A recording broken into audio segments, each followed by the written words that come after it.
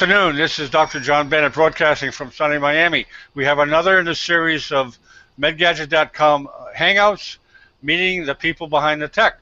And today we have the team of Ohio State University Wexler Medical Center talking about their medical devices using video games for stroke rehab. But first, I'll introduce the panelists. First, the editor of Medgadget, Gene. Hello, Gene. Hello, I'm Gene Ostrovsky. I am a managing editor of Medgadget.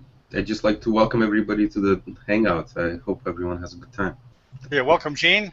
And Rakesh? Hello everyone. I'm Dr. Rakesh AV from India. I'm a neurosurgery resident, and I'm very glad to be here for the Medgadget's presentation. Thank you. Thank you, Rakesh. And Slaven? Hello everyone, my name is Slaven Gorkovic. I'm a medical student at the University of Zagreb in Croatia, and I'm a director of the Rotten course in neurosurgery, and I'm very happy to be here. Welcome, Slaven. And okay, Lynn Gauthier, could you please start off, introduce yourself and introduce your team, please? Hi, I'm Lynn Gauthier. I'm an assistant professor at OSU, and my primary research is in stroke rehab and making stroke rehab accessible through video games. Very good. And you're here with an associate? Hi, I'm Lise Worthen-Chowdhury. I'm also faculty in the same department that Lynn is. We're both in physical medicine and rehabilitation, and we both do neurorehabilitation games. Okay, very good. Okay, could you please tell us about your innovative device? Okay, I can go first. Sure. So our video game is making constraint-induced movement therapy, which is a proven therapy for stroke rehab. It's been supported by hundreds of research studies, but it's not widely available. So we use new technology to make this video game, accessible to people in their homes. Can you tell us about how it works and kind of some details about the technology? Okay, sure. I can go into more in depth with that. Please. If you have slides, we'd love to see them. Yes, we do. Sure. Okay. Okay, there it is. Yeah. Yep. So in upper extremity rehab today, we know from the research that's been done that there are at least two very important elements of rehab. One is intensity, and one is carryover. So the extent that the person can take the improvements that they've made in the training that they get and generalize those improvements to their daily functioning. So actually change their habit of not using a weaker hand or arm for daily activities. So one, you need the intensity to build strength and to increase range of movement, but you also need habit change to happen in order to get change in quality of life and brain change. And we've done quite a bit of research to demonstrate that both of these elements are very important. So currently, motor rehab it lacks intensity and it lacks carryover in standard care, and there's also a substantial burden to motor rehab. So there's a very high cost. There's a transportation burden on patients and their families, and the caregivers have quite a burden to get people to their rehab sessions. So the state of rehab currently is that there's quite a high burden for very little sustained benefit. With standard care. What we know is that effective interventions do exist. They're well researched, and the sad thing is that they've actually existed for over 25 years. One of these research interventions is called constraint-induced movement therapy, or CI therapy for short. And CI therapy harnesses both of the important elements of rehab. It has been shown to produce consistently superior motor performance and better retention of the improvements that people make compared to standard occupational and physical therapy. And we also know that not only does it improve motor function, but it also changes the person's habit of not using a weaker upper extremity for their daily activities. And we know from our brain research that it produces structural and functional brain change. So not only is the person improving, but they're actually changing their brain in the process of improving. We have some data from Liepert and Taub back in 2000 that showed that the part of the brain that drives movement of the weaker hand and arm actually increases about 5-fold with this therapy. And we also know that brain structure changes. So the density of that cortical ribbon around the outside of the brain where the cell bodies are located, when people get CI therapy, that density actually increases. Whereas when people just get intensive rehab without the carryover pieces, you don't get that change in intensity. So basically the state of the science is that we know CI therapy works better than other interventions. It stems from the basic research, but it's just not widely used. And the reasons for that are mainly cost. It's very costly of a therapist's time, and it's not particularly patient-centered or not well reimbursed. So we tried to get over some of these barriers of cost and of lack of accessibility and it not fitting into the current healthcare model by using new technology that just came out. So the solution that we came up with was to combine rehab gaming using the Microsoft Kinect sensor with a smartwatch device, and that delivers some biofeedback on how a person's actually using their weaker arm for daily activities, plus keeping a therapist in the loop. And the therapist is really critical for helping promote habit change, or the carryover of the training to a person's daily life and daily activities. And using this technology, we can take a therapy that was previously only accessible in select clinics, and we can deliver it in people's homes. So our therapy consists of high repetition practice that we use through video gaming, and we actually get quite high repetitions with it, about 1,000 movements per hour. And in working with the therapist and combining the therapist guided problem solving with biofeedback that patients are getting through the smartwatch, it helps them carry over the gains that they make in motor functioning to actually using their arm more in their daily activities and using it more effectively. So those two elements of the therapy kind of make up our whole entire intervention. I can show you a video on our technology. How do I get to that? So I'm opening the video here.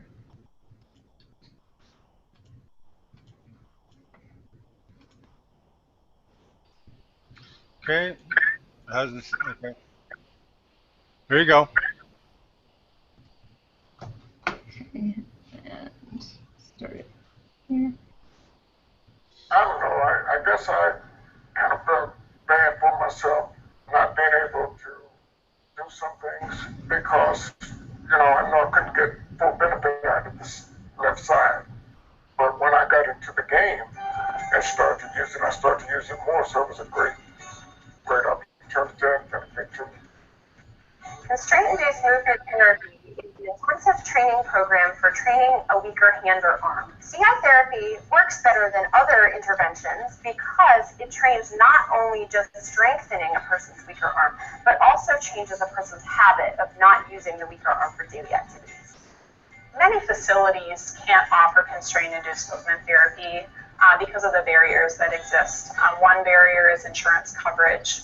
There's also the challenge of the patients getting to the clinic, so a lot of people don't have access to reliable transportation. To solve the access problem, we developed a game called Recovery Rapids that allows individuals to exercise in an intense way in their home. And the game is played by a person moving their weaker hand and arm. The virtual world is really the perfect world for constraint-induced movement therapy. In order to interact with this game, we can program it in such a way that only the left arm is useful. In addition to the person playing the game, they meet periodically with a therapist about twice per week, and the therapist works with the person on helping them carry over the motor gains that they've made to their daily activities. One of the ways that they do this is through the use of a smartwatch biofeedback device. The biofeedback device tells the person how much they're moving their weaker arm and also prompts them to use the arm if a period of inactivity has been detected. Lifting is one thing that I do. Another thing is when I'm doing my cleaning, I use my left hand a whole lot more. When I'm into doing my shoes and my dressing and stuff, I used to kind of back away from it because, I know I couldn't get more benefit out of this left side. But it started to increase as I went along, able to fastening up my clothes and stuff now. I don't have the problems that I used to have with it. Okay. Can they see that? So what we found is that we actually get pretty decent compliance in that people are actually using the game when it's at home and there's no direct therapist supervision, which is good because home practice in general isn't adhered to very well in rehab. But people find it engaging, so they adhere to the program quite well. And we have some initial evidence that suggests that people improve in terms of motor functioning and their daily functioning in their daily lives. One area that actually surprised us is that we measured people's fatigue both before and after. Because one concern is that, if you're engaging in this really intensive intervention where you're adding, an hour and a half a day of motor practice, when people are already, struggling to get through their regular day and feeling very fatigued because they've had neurological injury. The concern was that adding practice was going to just totally wipe them out. And in fact, we actually found the opposite of that. We found that fatigue actually decreased about 18% on average from before to after the intervention, and from severe to moderate fatigue from before to after. We also found that motor speed improved as we might expect, and we found really large improvements in amount and quality of use of the weaker arm for daily activities. We also saw improvements in health-related quality of life, and patient satisfaction with the intervention was quite high. So far our research has shown that it's feasible to provide constraint-induced movement therapy through a video game in-home to individuals with MS and stroke. We have shown that video game delivery eliminates the main barriers to access and that people are able to adhere to the gaming protocol. And we found some initial evidence that it actually improves functioning in the areas that people have concern with. So they want to move faster, they want to move better, and they want to use their arm effectively in their daily life. So we have some initial evidence that our technology helps with that. And get back to it.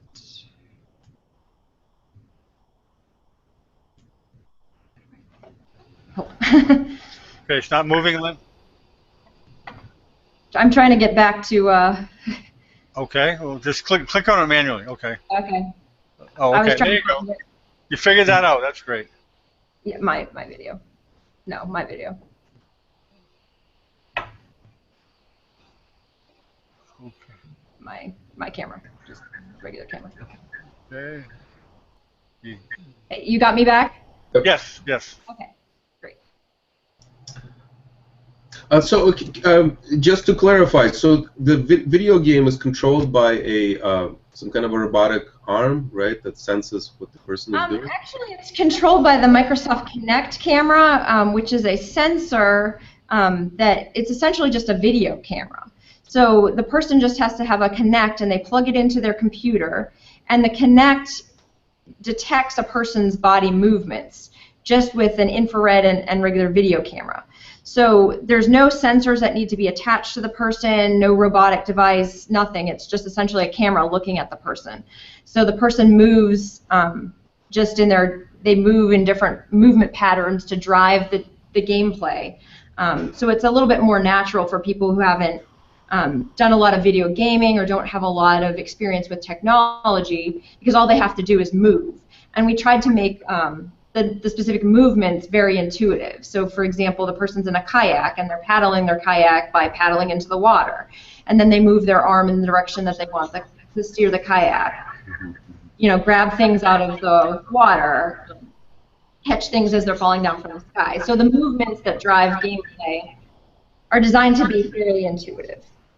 Is this available already? Can somebody actually download this somewhere and just? Yeah, we did commercialize it out of Ohio State University. We formed a public benefits corporation called Games That Move You, and it's available for download on our website. Mm-hmm. I was wondering, you made a specific game, right, for stroke rehab. I was just wondering if, just general games, are they beneficial at all? Have they been studied for stroke rehab? Yeah, there has been some earlier work in video gaming for rehab. So like Rehab is what they call it. The Wii was probably the first video game that was widely adopted in therapy clinics.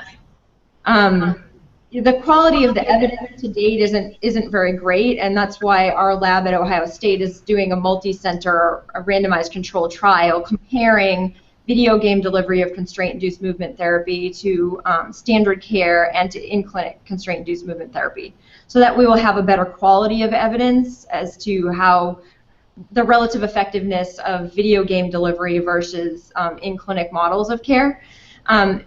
The studies that have been to date, they're typically small sample size studies like what our pilot work was, and they do show that video gaming is helpful for at least some elements of movement recovery. What the other studies that have used the Wii and other types of gaming systems have found is that it mainly helps with motor function, but gaming by itself does not help with the carryover piece or the habit change. And that's another important aspect of motor rehab. So most of the commercially available games, they will get at one element of rehab, but they're not designed to be rehab systems either. So, they can be useful as exercise. They could probably help strengthen the weaker arm. They're not designed to promote better movement patterns, so it's not clear whether they really do that.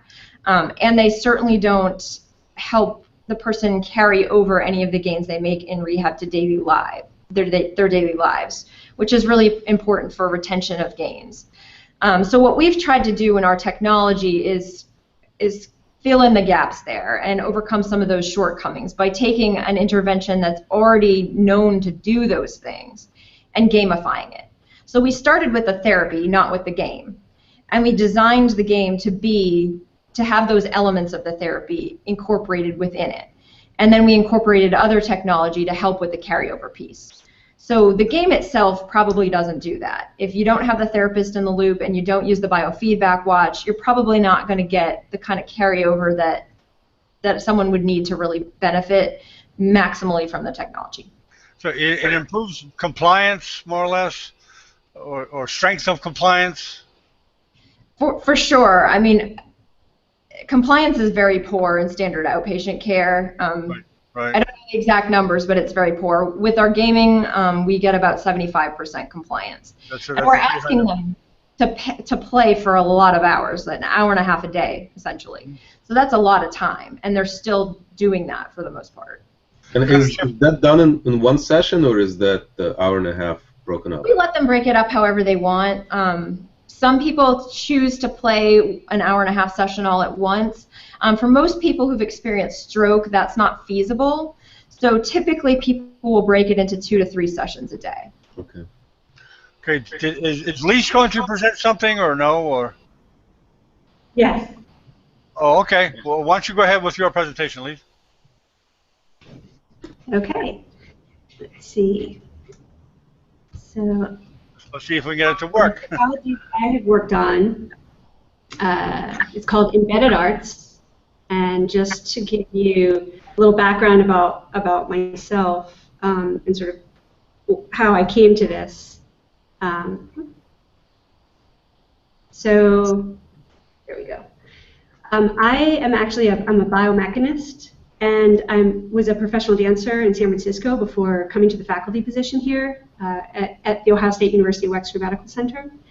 So I've kind of blended those two things. Biomechanics is the math and the science of movement, and dance is the art of movement. And so I blended those two things to create, I create interactive art applications that can be used during physical therapy. It's sort of like biofeedback, except it's pretty biofeedback. So I'm showing a slide here that's got the dance company I used to dance for, motion capture, which is what Biomechanists do, an interactive art image that was created by somebody who was doing physical therapy using the application that I developed, and then just another picture of what rehabilitation looks like. And one of the reasons that I think this is so important, the gaming technology that's coming out, what Lynn is doing, what I'm doing, there are a lot of people doing great work in this space. So the way that we learn movement, you can explicitly learn or you can implicitly learn. And we know that the picture on my left, the person speaking, we know if you speak at someone, that's not how people learn motor patterns. For instance, the classic example is when you're riding a bike. You didn't learn to ride the bike because someone said, extend your right hip, now flex your left hip at the same time. You don't break it down, you don't deconstruct it that way. You get on the bike, somebody helps you make sure you don't fall over, so you can do a little bit of trial and error, and your body has to figure it out for itself. So generally speaking, in neuroscience we refer to that as implicit learning, the learning that is done to learn any kind of movement pattern. It's the same in sports, it's the same in dance. So the problem with physical therapy is that in physical therapy, you're trying to help somebody understand, somebody who used to know how to move, understand how they can move their own body from the inside again. And a lot of that takes a lot of education. It takes a lot of external cueing to do that. So how do you maintain that education, that external cueing, but try to make that as implicit a process as possible? One of the technologies that we're using is this gaming technology so that people can actually go through the motions themselves and trigger game mechanics and feel satisfaction at triggering motions for themselves, while the physical therapist is there to guard them, to guide them, to help them extend the envelope of what they thought they could do. So here's a picture of someone who's doing balance training. In particular with balance training, it doesn't really work in repetitions. You can't, to learn to recover from a fall or a potential fall. Excuse me, Lisa, are you referring to the picture on the right? The picture on the two pictures of the person, that is someone doing balance training. At the top, company Chaddock. Oh, you're not on the next one. Hang on. Okay, I think you may be. Okay, there we go. Yeah. Okay. So then, here, did you see this slide? Explicit and implicit motor learning we're on. Yeah. So the picture of the bike is on the right. Sorry about that. And the picture of someone talking is on the left. And I mean, anybody who's learned any sport or even e-gaming, it takes a lot of physical. You have to actually physically key things in or move the mouse or move the gaming mouse. You don't learn it because somebody told you what to do. People don't like to be told what to do. So this is kind of tough for physical therapists. So here you have a situation where you're trying to tell somebody what to do in order to improve their balance, in order to be able to recover from a perturbation. But that's a lightning fast thing. You've really got to train your body to be able to do that. And that's where implicit learning becomes critical. So the question that I asked, that my lab asked, was whether we could provide basically biofeedback, but pretty biofeedback, engaging biofeedback. And I took the sort of the proof of concept that I thought would be hardest, that the biggest stretch. Could we actually improve engagement in physical therapy exercise performance by enabling people to create abstract art with their movement? I mean, abstract art, not a lot of people are fans of abstract art. So we put sensors on the moving limbs, and the sensor is detected by the computer. The signal from the sensor is transformed into an abstract art trace that the person can see that they're controlling. And as they do their physical therapy, they're actually creating artwork with every therapeutic motion that they make. So we get comments like the person here who, in the pictures, who is doing balance training. We get comments from the therapists that say that one of the things that they like about this sort of a concept is that normally they have to give instructions about how to do an exercise precisely. So move exactly in this way 15 times. When what they really want to do is say, all right, now recover from this perturbation 15 times. And by actually encouraging people to draw on the screen to create abstract art, the clients end up self-perturbing, and the physical therapist ends up guarding them while they do that. So essentially, the clients are exploring the boundaries of their own stability in the safety of the clinic with the physical therapist. It's one of the things that people have commented that they like. Clients have commented that it just helps them focus, to have something to look at, something even as engaging as abstract art, which perhaps isn't the most engaging thing you can think of. But actually, it really works. I tried several different designs, and this was the one that people liked. So focus is an issue. Being able to get at exercises that therapists can't normally get at is an issue. So essentially, we're saying, you know what, we know physical therapy works, especially for balance. You know, any Cochrane review that you look at, it says that the thing that's going to work, is going to help people improve their balance, is physical therapy. People don't want to do physical therapy, so how do we make it more engaging? How do we make it more interesting? So of course, because it's a sensor on the person, we also can record metrics about how the person is moving, the qualities with which they're moving, and how long they're moving, which also is helpful. Okay, Lisa, you're on the third slide. Is that the slide you want to be on? Still? Okay, you're on the third slide.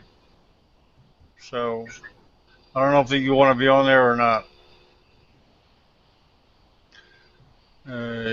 Sometimes you have to change it manually, as the automatic part doesn't work. Okay. Ooh, yeah, and actually now it's disappeared, so I'm not actually sure where it is. So I'll just go ahead and show the video. Okay. Okay.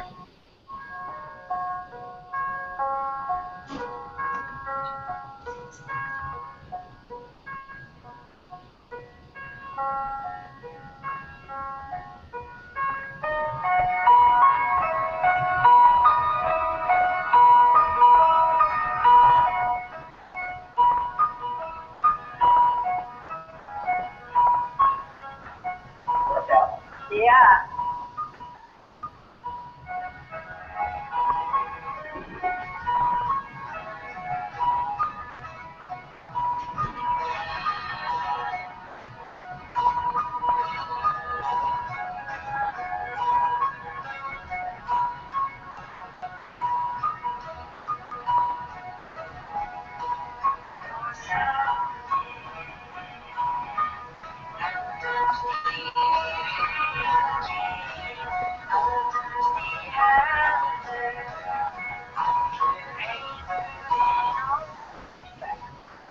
Get that?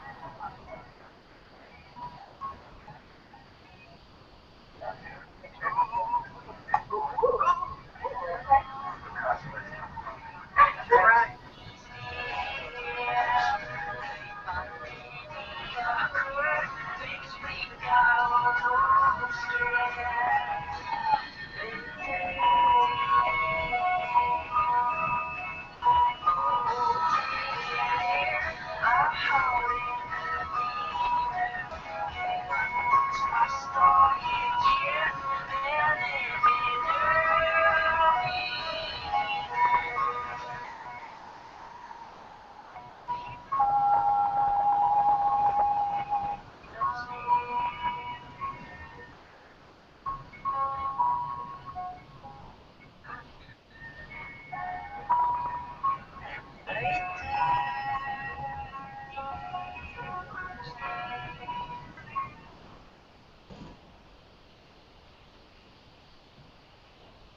So,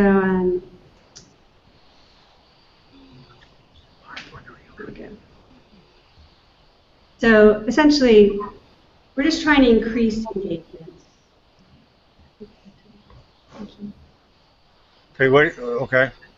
Increase engagement through gaming technology that also enables us, by using sensors, it enables us to document the therapy that's being done, such that we actually have quantified outcomes about that therapy. Okay. Okay. Thank you very much. Questions from Slavin or Rakesh or Jean? Well, I might have one question. I'm sorry if my audio is bad. Hello, my name is Slavin. I'm here in Zagreb, Croatia. It's currently the falling of the night. But I just wanted to ask you, are you satisfied with the outcomes that you have with these technologies? I was impressed by the amount of different ways that you can help people with all these technologies that you showed in the first presentation and in this other. And what are some future developments that you're working on today? So I would just like to have your comment on the research furthermore. Thank you. Yeah. So in terms of outcomes, we're finding that people in an hour-long session of therapy, people are getting a higher dose of movement when they use interactivity. So if you take, say, balance, you take people with the same starting balance function, the same, they both have stroke, both similar types of stroke. The person who uses the interactivity just seems to get more movement during that session. They get more dose. If movement is medicine, they get a higher dose of that medicine during the hour that they have with the physical therapist. In addition, another study that I did showed that in stroke you have a wide range of cognitive impairment, and the people who have motor impairment but not a lot of cognitive impairment are fine with sort of the Rehab type games that Lynn talked about. But the people who have more cognitive impairments, they need a different design, a different type of design, maybe less strategic immersion. And so I think that what we're finding in the literature and or sorry, not in the literature, but what we're finding in our data, the first study that we published showed that people with very low cognitive, a lot of cognitive impairments are still able to interact with the interactive arts application. So you're able to get to people that can't even understand instructions by using this sort of technology. That's a population in need. It's an important population to get to. And you also did researches with some spinal cord injuries, if I'm correct. Yes. Did this? Yes, and yes, I really am fascinated by the ways that technologies can be used today, and I think it is a very natural way. So I'm very glad. Thank you for presenting this presentation. I'm very glad that I saw it. Rakesh, do you have any questions? Rakesh?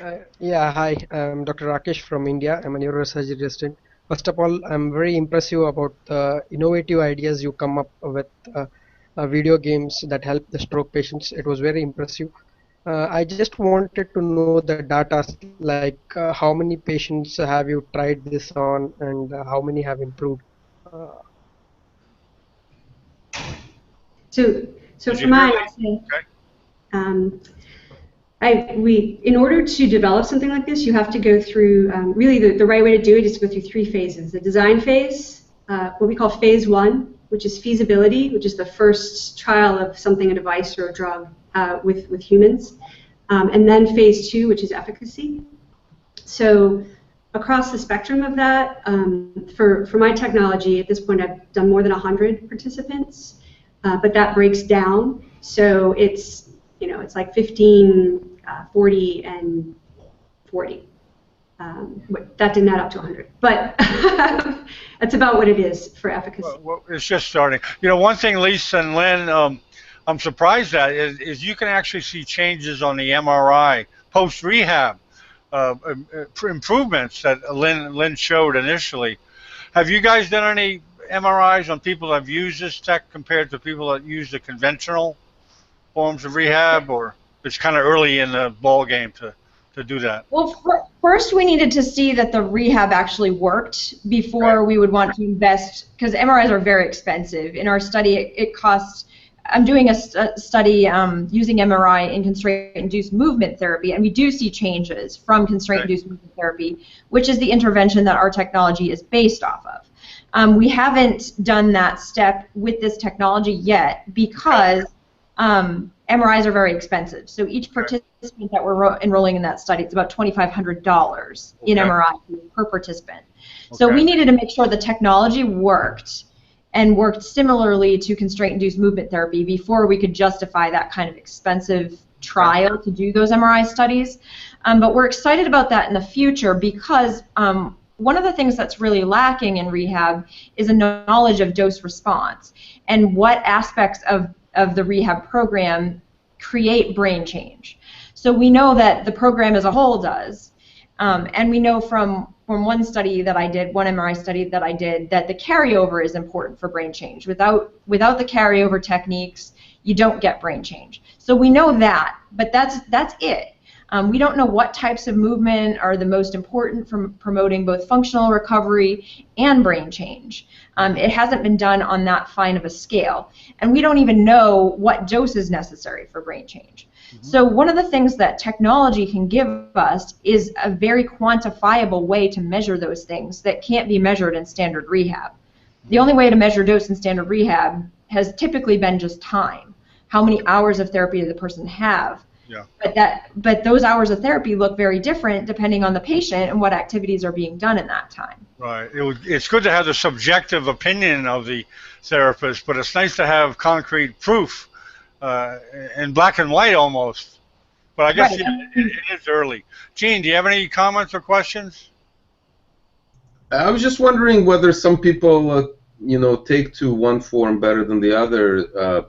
Well, simply because, I've never been good at drawing with my hands, so I can just see not being able to spend a lot of time with a drawing application, while with a game, someone like me would, while someone else does like drawing.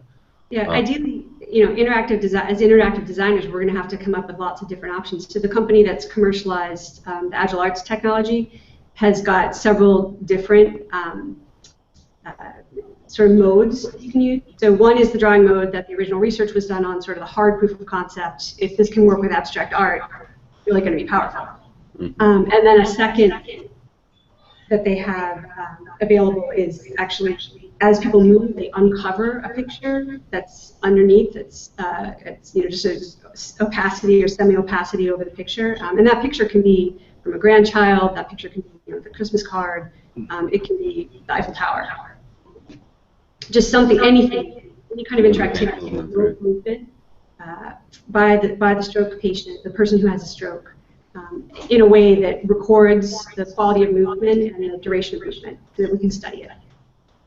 So I'm guessing probably probably the ideal would be to have different sort of games and interactive things that the person does, not just to stick with one that seems to work really well.